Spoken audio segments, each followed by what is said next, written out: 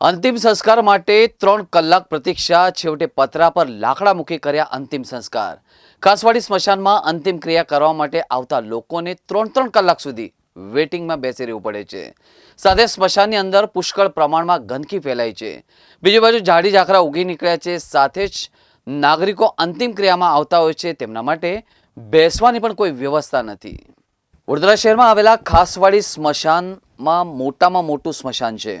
હાલમાં સ્મશાનના નવીનીકરણનું કામ ચાલી રહ્યું છે, ત્યારે વડોદરા મહાનગરપાલિકા દ્વારા 4 ચિતાઓ મૂકવામાં આવી છે, જ્યારે 2 ચિતાઓ સંસ્થાઓ દ્વારા લગાવવામાં આવી છે। આ ખાસવાડી સ્મશાનમાં અંતિમ ક્રિયા કરવા માટે આવતા લોકોને 3 કલાક સુધી વેટિંગમાં બેસી રહેવું પડે છે। સાથે સાથે સ્મશાનની અંદર પુષ્કળ પ્રમાણમાં ગંદકી પણ ફેલાય છે, તો બીજી બાજુ ઝાડી ઝાકરા પણ ઉગી નીકળ્યા છે। સાથે જ નાગરિકો અંતિમ ક્રિયામાં આવતા હોય છે, તેમના માટે બેસવાની પણ કોઈ વ્યવસ્થા નથી। વડોદરા મહાનગરપાલિકા દ્વારા અન્ય સ્મશાનોમાં નાગરિકોને અંતિમ ક્રિયા કરવા માટે જણાવવામાં આવ્યું છે, પરંતુ અન્ય સ્મશાનોમાં પણ લાકડા, છાણા કે અન્ય કોઈ પણ પ્રકારની સુવિધા ન હોવાથી નાગરિકો આમ તેમ ફરીને ખાસવાડી સ્મશાનમાં આવતા હોય છે। હાલ વડોદરા શહેરના ખાસવાડી સ્મશાનમાં એક કરુણ દ્રશ્ય જોવા મળ્યું હતું, જેમાં અંતિમ ક્રિયા જમીન પર પતરા ગોઠવીને તેના પર લાકડા ગોઠવીને અંતિમ ક્રિયા કરવામાં આવી હતી, જે આ સ્માર્ટ સિટીના સ્માર્ટ સત્તાધીશો અને અધિકારીઓના પાપે ખૂબ જ વિચારવા જેવી બાબત થઈ છે। સાથે સાથે ખાસવાડી સ્મશાનમાં ગેસ ચિતાઓ હતી, એ પણ બંધ કરી દેવામાં આવી છે। તે ગેસ ચિતાઓ પણ યોગ્ય રીતે ચાલુ કરે તેવી માંગ ઉઠવા પામી છે।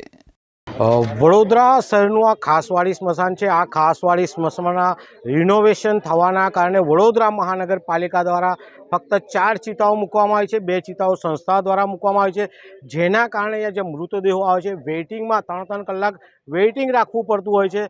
સાથે આ સ્મશાનમાં જોઈ શકો છો પુષ્કળ પ્રમાણમાં ગંદકી છે, લોકોને બેસવાની વ્યવસ્થા નથી, એટલે કે ખાસવાડી સ્મશાન જ્યાં મૃતદેહોને પણ અંતિમ ક્રિયા માટે 3 કલાક વેઇટિંગમાં રહેવું પડે છે। બીજી બાજુ જોવા જઈએ તો અન્ય સ્મશાનોની ફાળવણી કરી છે, અન્ય સ્મશાનોમાં પણ કોઈ પણ જાતની લાકડાની કે છાણાની કે કોઈ સુવિધા કરવામાં આવી નથી। તમામ નાગરિકો ખાસવાડી સ્મશાનમાં આવી રહ્યા છે। હાલમાં જોઈ શકો છો કે મૃતદેહોને જમીન પર પતરા નાખીને લાકડા લગાવીને અંતિમ ક્રિયા કરવામાં આવી રહી છે, એટલે કે સ્માર્ટ સિટીના સત્તાધીશો, સ્માર્ટ સિટીના અધિકારીઓ વડોદરા શહેરને સ્માર્ટનું બિરુદ આપવાની લહેરમાં ક્યાંક ને ક્યાંક અંતિમ ક્રિયા કરવા આવતા તમામ નાગરિકો સાથે અન્યાય કરી રહ્યા છે।